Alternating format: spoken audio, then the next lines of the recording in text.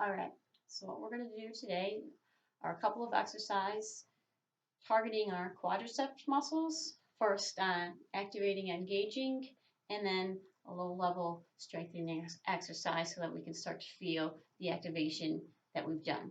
So, the specific muscle that we're going to target today is the VMO, or the vastus medialis obliquus. It's on the inside of our quads and kind of like the inside of the knee.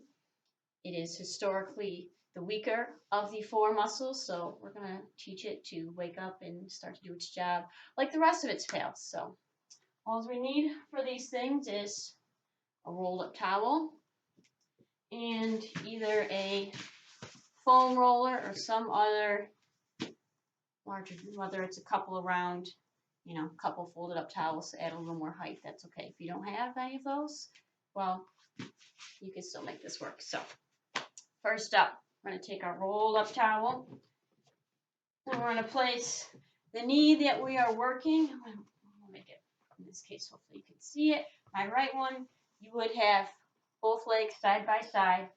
And to help with this, it's helpful, get right under the sulcus of that muscle.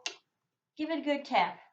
That lets it know to turn on. It sends the signals from the muscle to the brain that there's a connection. And then all we do is we got this little bit of height.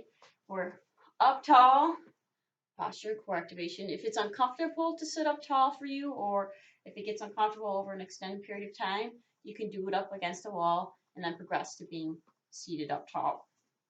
We just take that knee, using that muscle, press it down into the towel. Don't let the foot lift up. We just want that inner muscle starting to work. And hold it for about a count of 5 to 10. Release briefly, and then you do it again. And you continue that cycle on and off for 2 to 3 minutes. So initially it might not feel very challenging. And the goal here isn't to make it challenging, it's to build the endurance in a muscle that is probably for many of us is, weaker than our other side. And then once we've done that, we've done both sides, we can progress to the next one. So we take a roller for that. And we place it under the knees. And for this one, we have to lie back. You're not going to be able to see my face, but I want you to be able to see what the knees are doing. So that muscle we've just activated, we're just going to extend at the knee and make sure you're pressing your heel and you're pulling your toes back towards your shins as you do that. Fully, we call this an open chain total knee extension exercise. Open chain because your foot is not touching the floor. Total knee extension because we're totally extending that knee, but we're not doing so under impact, force, or load other than a little bit of gravity.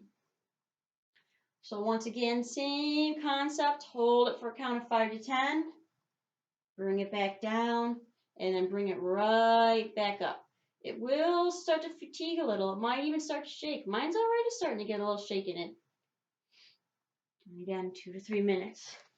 So these are good things to do if you're someone that's ever had knee pain, even a little bit of hip pain. If you run or walk a lot, it's something good to do before you head out the door so that we're waking up that muscle so that as we're running, everything is active and engaging. And that kneecap, so what the VMO helps do is keep the kneecap centered over the knee. It keeps the balance between the lateralis, which tends to be a lot stronger, pulls that kneecap over. We start to get a lot of knee pain. Strengthen the VMO, keep that kneecap centered so that the patella tracks properly. We don't get that knee pain. And also the rest of our our leg isn't collapsing down or into our foot. Right? There's a couple of simple things, and as we go along and we progress, we'll learn a little bit more and start putting the pieces of the whole together. All right. Thanks for tuning in.